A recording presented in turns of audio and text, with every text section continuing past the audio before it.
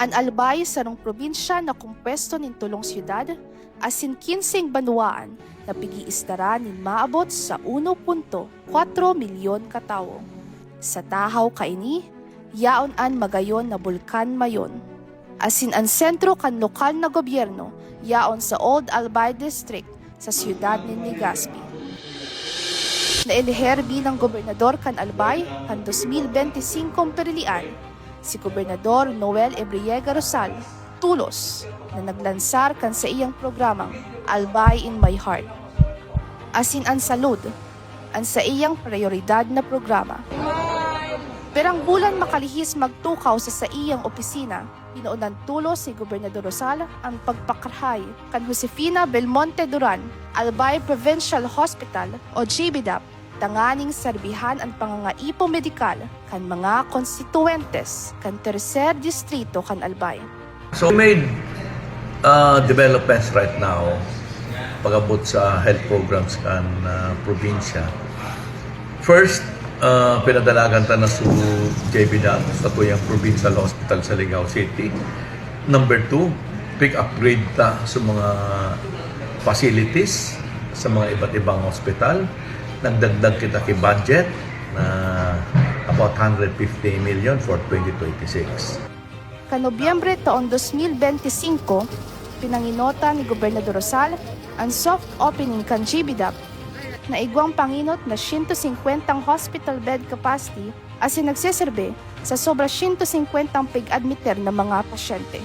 Igwa nangon niya ng ospital ni mas dakol na mga bulong asin dagdag na mga pasilidad sa mga wards, rooms, asin departamento kaini. Nagkaigwa naman yung dagdag na mga doctors, nurses, asin iba pang mga tauhan kan ospital, tanganing tabangan ang dati ng mga tauhan kan JBDAP. Mas dakula, mas maaliwalas, tapos mas dakul man na personal, nadagdagan kami personal, so pag-address mi man po sa mga pangangaipunin nila, na pamadali mi man po.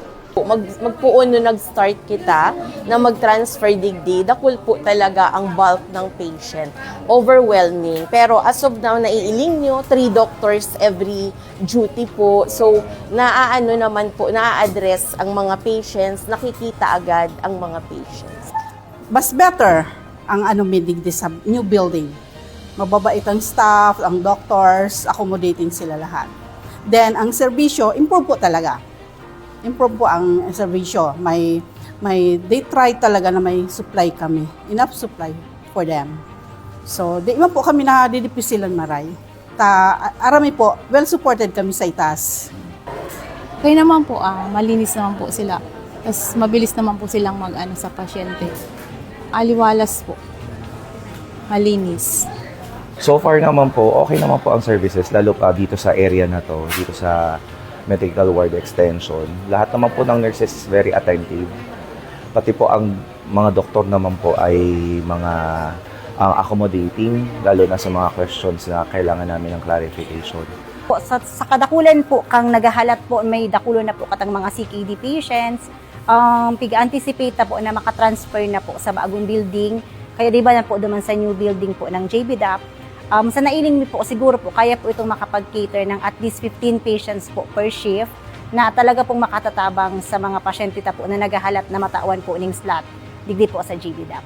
Nung yun pa kami sa Luma, medyo late pa man na building, pinag-repair mi. Unyandak na po. Opo, at saka naman po, na-address po namin ang mga ginigibumi bilang mga CSU. Maawot ni Gobernador Rosal na mas pahiwason ang JBDAP tanganing makaakomodar ng dakol na mga pasyente asin i-upgrade ang mga serbisyo kaini sa paagi ng pagkakaigwa ng dagdag na mga ekipahe asin mga pasilidad. Sa Nguyang Tabi, nakatutok ang health programs kang Albay duman mismo sa direct benefit, no? Like for example, the purchase of medicine, no? So purchase kan mga supplies, binagutan mo niyan, no? Advance kita till 1 quarter para day maubusan. And tinauwan ta sila ng mga magkakanigong bagong sistema. Like for example, ang pharmacy may diretsos na mag-purchase. So pagiling ko, mapapakareta na yan ikan. Sa primer distrito kan Albay, partikularmente sa siyudad ng Tabaco, ang Dr. Lorenzo P. Siga Memorial District Hospital o mas midbid na Siga Hospital ang nagkakaiguman ng rehabilitasyon kan mga ekipahes asin mga pasilidad kaini. Nagkuaman nin dagdag ng mga doctors, nurses, asin iba pang mga personahes kan ospital, nganing ipnuan ang presenteng mga tauhan kaini. So level 1 ang services, so aside from yung cater tayo ng may pedya, medicine, UB, may dental tayo, may animal bite center tayo, okay? May opta tayo, ophthalmology clinic ito, so, may laboratory tayo. So may x-ray services. Yung CT scan, hinihintay ko na lang yung baka by end of this month o baka first week of March, baka ma-operate ko yan. Kasi yung license to operate, so compliant naman kanina. Duwa pang ospital, ang Batan District Hospital sa Rapu-Rapu, asin ang Piduran District Hospital sa Piduran sa primer asin tercer distrito kan Albay, ang nagkakaiguman ng rehabilitasyon asin upgrading.